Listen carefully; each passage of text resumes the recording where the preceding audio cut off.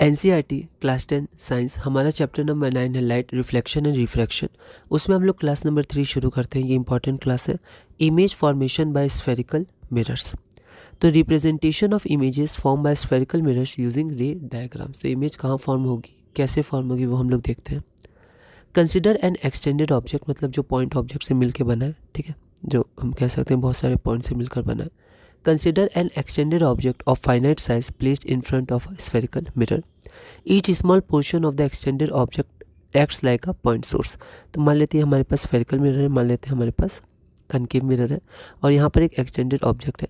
तो ये जो extended object है, इसका हर मतलब ये जो ऑब्जेक्ट का हर पार्ट में, या हम बोल सकते हैं ये बहुत सारे छोटे छोटे पॉइंट से मिलकर बने हैं पूरा एक्सटेंडेड ऑब्जेक्ट, ठीक है।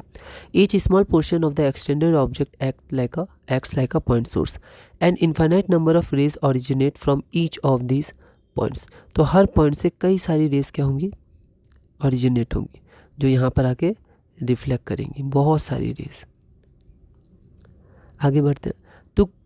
To construct the ray diagrams in order to locate the image of an object and arbitrarily large number of rays emanating from a point could be considered. तो कई सारी जो रेज हैं वो यहाँ से निकलती हैं, वो रिफ्लेक्ट करती हैं, फिर इंटरसेक्ट करती होंगी, ठीक है।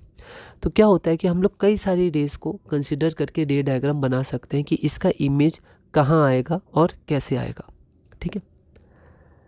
However it is more convenient to consider only 2 rays for the sake of clarity of the ray diagram, ठीक है।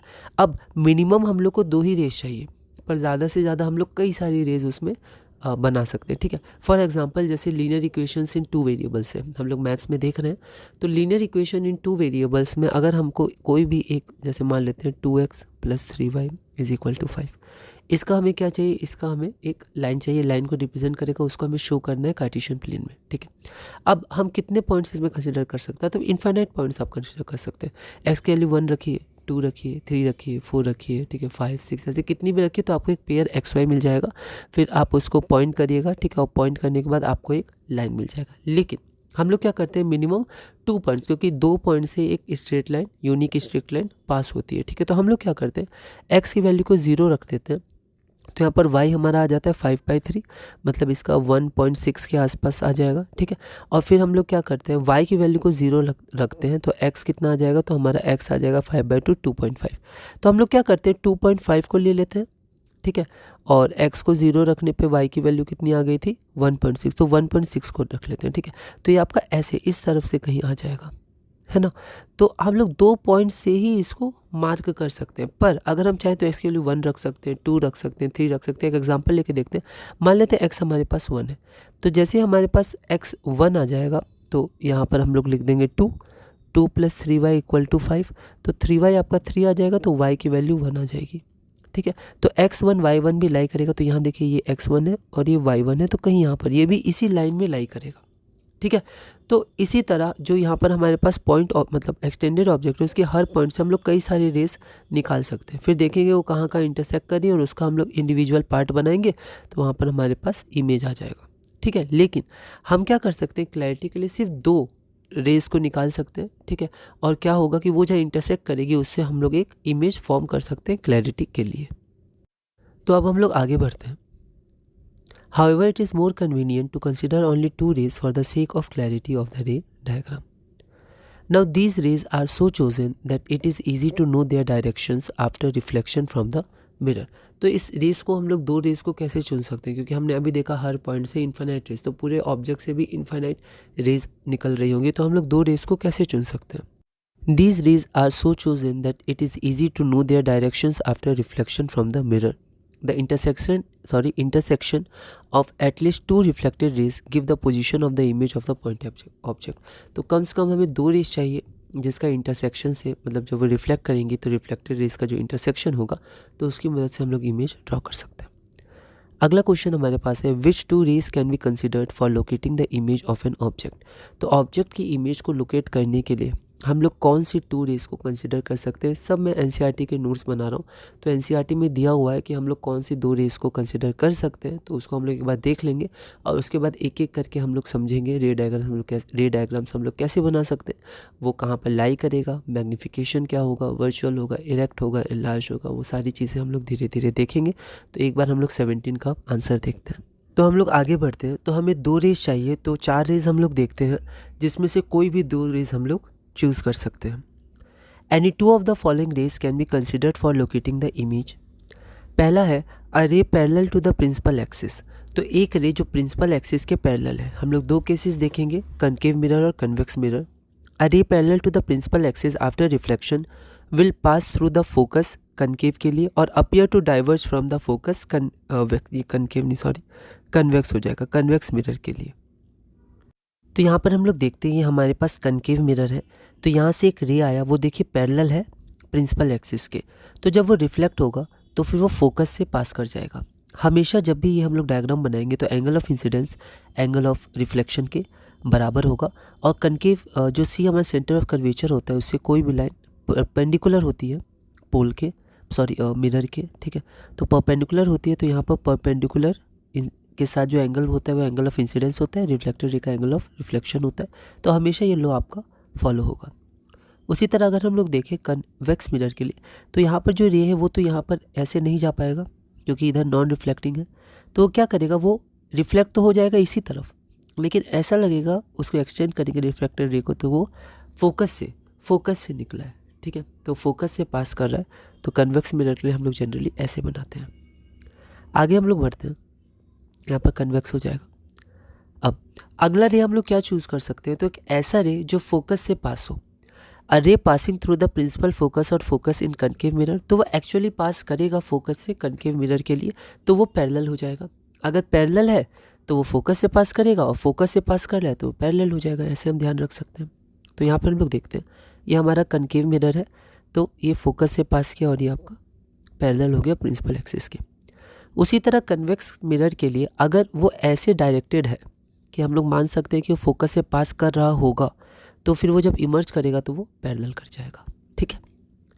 थर्ड रे जो हम लोग चूज़ कर सकते हैं वो डायरेक्ट रे हम लोग ऐसा चूज़ कर सकते हैं जो सेंटर ऑफ कर्वेचर से ही पास करे। तो अगर ऐसा होगा तो देखिए नॉर्मल होता है, तो अगर नॉर्मल पे ही कोई रे आता है तो नॉर्मल पे ही रिफ्लेक्ट कर जाता है, ठीक है। तो सेम पाथ पे रिट्रेस हो जाएगा कनकेव मिरर के लिए। कन्वेक्स मिरर के लिए अगर कोई रे है जो ऐसा अपीयर हो रहा है कि वो सेंटर ऑफ कर्वेचर से पास कर रहा हो, तो वापस वो अपने पाथ को रिट्रेस कर लेगा, ठीक है। ये कन्वेक्स मिरर के लिए हो गया। अगला जो चौथा रे हम लोग ले सकते हैं वो ये ले सकते हैं अ रे इंसिडेंट ऑब्लिकली। ऑब्लिक अगर वो आएगा तो the principal axis towards P on the concave mirror it will be reflected obliquely. यहाँ पर आपका angle of incidence equal to angle of reflection हो जाएगा, लॉस ऑफ रिफ्लेक्शन फॉलो हो जाएगा। तो अगर वो ऐसे जा रहा है तो ये आपका नॉर्मल है, सेंटर ऑफ कर्वेचर से लाइन आ रहा है, तो इंसिडेंट रे हो रहा है। यहाँ पर रिफ्लेक्टेड रे थोड़ा बड़ा लग रहा है, पर हम लोग थोड़ा सा इसको सही कर बना लीजिएगा। आर दोनों बराबर होगा। Angle of incidence is equal to angle of reflection. ये कौन सा है हमारा, तो ये हमारा कनकेव मिरर के लिए। कन्वेक्स मिरर के लिए हम लोग देखते हैं, कन्वेक्स मिरर के लिए वही है कि a ray of light incident obliquely to the principal axis towards P, या ऐसा आप लगा सकते हैं towards P on a convex mirror it is reflected obliquely the law of reflections will be followed. तो फिर से अगर यहाँ से रे आया पोल पे ये, तो ये इंसिडेंट ये रिफ्लेक्शन, ठीक है। तो angle of incidence is equal to angle of reflection. ऐसा लग रहा है एंगल ऑफ रिफ्लेक्शन ज़्यादा है, पर ये आपका सेम होगा दोनों, ठीक है। तो ये 4 रेज है, इन चारों में से कोई भी 2 रेज का यूज़ करके हम लोग बना सकते हैं इमेज, जो हम लोग अगली वीडियो में अब देखेंगे कनकेव मिरर के लिए। तो यहाँ पर हम लोग यहाँ पर नोट देख लेते हैं।